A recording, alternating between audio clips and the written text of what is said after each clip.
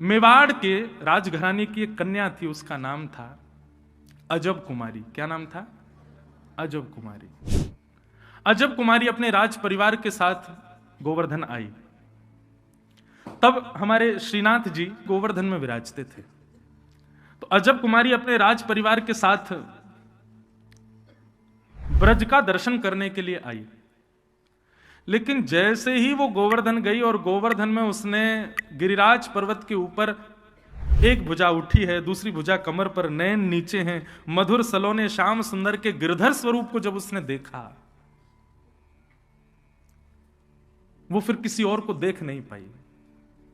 अब तो वो जब नेत्र बंद करती है तब उसको ठाकुर जी दिखते हैं। वो जहां जाती है वहां उसको ठाकुर जी की याद आती है। भोजन करने बैठती है तो भी रोटी तोड़ के हाथ में बैठी रहती है, 2-2 घंटे तक थाली रखी है, भोजन नहीं कर पाती। किस विचार में रहती है, किस सोच में रहती है, अजीब सी स्थिति हो गई।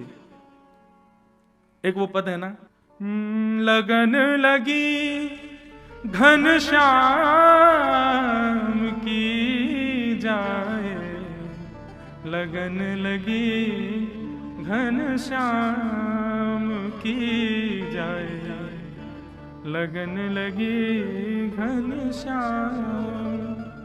तो अजब कुमारी ऐसी हो गई, भोजन की थाली सामने रखी रहती है, कवल उसके हाथ में पड़ा रहता है और वो सोचती रहती है। मां आकर के बोलती है, अरे भोजन कर।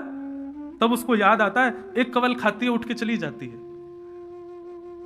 वन की ओर देखती है तो उसको वृंदावन दिखता है, पर्वतों को देखती है तो उसको गिरिराज जी दिखते हैं, वैष्णव संतों को देखती है तो उसका मन होता है कि इनके चरणों में प्रणाम करूं। लेकिन चित्त वृत्ति 24 घंटे स्मृति रहती है, ठाकुर जी की याद आती है। वही त्रिभंग लली श्याम सुंदर, सजल श्याम घन वरण लीन है, फिर चित अनत न भटक्यो। तो अजब कुमारी की स्थिति ऐसी हो गई। एक दिन उसके पिता ने पूछा, बेटी क्या हुआ? आकर के जैसे स्पर्श किया तो तेज बुखार अजब कुमारी को। वैद्यों को बुलाया, चिकित्सकों को बुलाया, सबने आकर के अजब कुमारी का चिकित्सा की, लेकिन कितने भी उसको औषधि दे दी, कितना भी कुछ कर लिया, लेकिन उसका ज्वर नहीं उतरा। माता पिता रोने लगे, क्या हो गया हमारी बेटी को? अजब कुमारी ने अपने पिता से कहा, पिताजी मैं बताऊं मुझे क्या हुआ है? बोले क्या? कृष्ण विरह।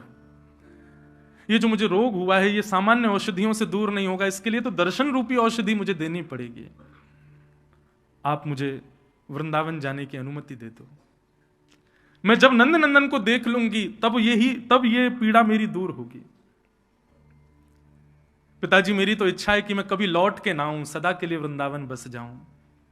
राजा ने आज्ञा कर दी, बोले इस तरीके से वृंदावन ठीक है, मैं तुम्हें जाने की अनुमति दे देता हूं, लेकिन परिवार के लोग संग जाएंगे, 4-5 दिन में तुम वापस लौट करके आओगी, रहना नहीं है वृंदावन में, रहना यहीं पर है।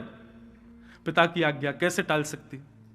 अजब कुमारी अपने परिवार के कुछ लोगों के साथ वृंदावन आई। गोवर्धन में 4-5 दिन के लिए आई थी, तो आकर के गुसाई जी से कहा, गुसाई जी मुझे मंदिर में कोई सेवा दे दो ताकि मैं 24 घंटे लगी रहूं वहीं पे, वहां से जाऊं ना। गुसाई जी बोले, हमारे मंदिर में पुरुष रहते हैं सेवा में, स्त्रियों को सेवा क्या दें? रसोई घर की सेवा कर लो। नहीं नहीं, ठाकुर जी के सामने बैठी रहूं ऐसी कोई सेवा दो। गुसाई जी बोले, अब तुझे जो प्रिय लगता हो तू वो सेवा कर ले, जब तक मंदिर खुला है तू सामने ही बैठी रहे, ऐसी कोई सेवा तुझे रुचिकर लगती हो तू कर ले। तो अजब कुमारी बोली कि मुझे एक खेल खेलना आता है। बोले मुझे चौपर खेलना आता है, आप यदि आज्ञा करो तो मैं ठाकुर जी से चौपर खेलने की सेवा करूं। गुसाई जी बोले कैसे करोगी? बोले एक बार अपनी चाल चलूंगी और दूसरी बार ठाकुर जी की तरफ से ठाकुर जी की चाल चलूंगी। गुसाई जी बोले ठीक है तुम करो अपनी सेवा। सामने बिल्कुल श्रीनाथ जी के सामने ही जहां दर्शनार्थी आते थे वहीं एक चौकी पर चौपर सजा करके, और अजब कुमारी बहुत निपुण थी चौपर खेलने में, ऐसे पासा करती और पहली चाल अपनी चलती, अपनी चाल चलने के बाद फिर उठाती और फिर ठाकुर जी को देखती, अब आपकी चाल है ठाकुर जी, मैं चल रही हूं। ठाकुर जी का आवाहन करके फिर ठाकुर जी की चाल चलती। ऐसा खेल खेलती ठाकुर जी के साथ कि अंतिम समय में हो ही नहीं सकता कि अजब कुमारी से ठाकुर जी जीत जाएं। अजब कुमारी इतना अच्छा खेलती थी कि ठाकुर जी हारने ही वाले होते थे। अब जैसे ही ठाकुर जी हारने वाले होते थे तो प्रत्यक्ष दिखता था कि श्रीनाथ जी के पसीने आ जाते थे कि मैं हारवे वाला हूं, अब मैं हार जाऊंगा, जो मुझको हराई देगी। लेकिन जैसे ही अजब कुमारी अपनी चाल चलती, ठाकुर जी को देखती, ठाकुर जी की ठोड़ी से पसीने के बिंदु गिर रहे हैं, तो मन में विचार करती, लाल जी को श्रम हो गया, डर रहे हैं कि मैं हार जाऊंगा। तो ऐसी चाल चलती, स्वयं हार जाती, ठाकुर जी को जिता देती। और जीत करके वाहवाही करती, नाचती, पूरे मंदिर में घूमती, अरे लाल जी जीत गए, लाल जी जीत गए, लाल जी जीत गए, बधाई हो, लाल जी जीत गए। गुसाई जी ने देखा, मंद मंद श्रीनाथ जी की दतुइयां दिख रही हैं, मधुर मुस्कुरा रहे हैं ठाकुर जी, इतने प्रसन्न। अब तो रात में ठाकुर जी को नींद नहीं आती, छटपटाते हैं, प्रतीक्षा करते हैं कब सुबह हो, कब अजब कुमारी आए, कब मेरे संग खेले। अब ये रस रास में बदल रहा था, क्योंकि अब अजब कुमारी से ज्यादा ठाकुर जी को उसकी प्रतीक्षा हो रही थी। गुसाई जी को अनुभव हो रहा था कि ठाकुर जी व्याकुल होते हैं अजब कुमारी के लिए। क्यों? बोले और दिन तो श्रृंगार में 15 मिनट लगे, अब तो ठाकुर जी 5 मिनट में ही तैयार रह जाएं, जल्दी तैयार करो, किवाड़ खोलो, चौपर खिलाओ। अजब कुमारी रोज खेलती, ठाकुर जी को जिता देती। एक दिन अब जाने का समय आया। अजब कुमारी ठाकुर जी के सामने, नेत्र लाल हैं, आंसू गिर रहे हैं। अजब कुमारी बोली, आज नहीं जीतने दूंगी आपको, क्योंकि आज मैं वापस जा रही हूं ना। ऐसा खेल खेला, ठाकुर जी की भी चौपर ऐसी आती कि अजब कुमारी पे भारी पड़ते, लेकिन अजब कुमारी की निपुणता के आगे ठाकुर जी की एक नहीं चली। और खेलते खेलते खेलते अंतिम क्षण में बस ठाकुर जी हारने ही वाले थे, अजब कुमारी पासा फेंक ही रही थी कि ठाकुर जी के पसीने के संग संग आंसू भी आ गए। बोले आज तो मैं हार ही गए, अब ना बचूंगो, आज अंतिम खेल है, आज जो जीतेगा वही सबरे खेलन को विजय मानो जाएगा, और ये आज मुझको हरा ही देगी। जैसे ही ठाकुर जी को हराने के लिए चौपर चाल चलने वाली थी, ठाकुर जी से सहन नहीं हुआ, सोई ठाकुर जी प्रकट हो गए। प्रकट होकर के अजब कुमारी की गोद में बैठ गए, प्रार्थना करने लगे, मुझको जिताए दे, तेरे हाथ जोड़ू, तू मुझको जिताए दे। अजब कुमारी बोली, एक शर्त पर। बोले क्या?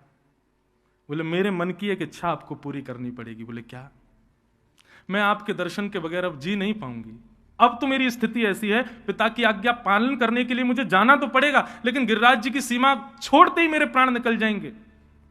आप कहेंगे तो प्राण त्याग दो, लेकिन मेरी अभी अभिलाषा नहीं, मैं चाहती हूं मैं आपको और देखूं, और निहारूं, और दर्शन करूं। अभी प्राण नहीं त्यागने, अभी आपको और सेवा करनी है नाथ आपकी। ठाकुर जी बोले, मैं तो से बहुत प्रसन्न हूं, तू मांग ले, तो को कहा चाहिए, तू जो कहेगी सो दूंगो। अजब कुमारी बोली, वचन दो, जो मांगूंगी सो दोगे। ठाकुर जी बोले, वचन दे रहा हूं, जो मांगेगी सो दूंगो। बोले अब मेरी इच्छा के लिए आप मेवाड़ में विराजमान हो जाओ, मेरी इच्छा के लिए ब्रज छोड़ के आप राजस्थान आ जाओ, वहां पर विराजो, ताकि मैं आपके पास रह सकूं, आपको देख सकूं। ठाकुर जी बोले, या ब्रज को मैं नेक ना त्याग सकूं, या ब्रज के बगैर, ये ब्रज मेरे प्राण है, या को छोड़ के कैसे आ जाऊं? ठाकुर जी आपने मुझे वचन दिया, याद रखिएगा। अजब कुमारी को वचन दिया ठाकुर जी ने, और उस अजब कुमारी की भक्ति के प्रति इतने आसक्त ठाकुर जी हो गए कि अपने प्राण से प्यारे ब्रज को छोड़कर के ठाकुर जी मेवाड़ में नाथ द्वार में विराजमान हो गए। इसको कहते हैं रास।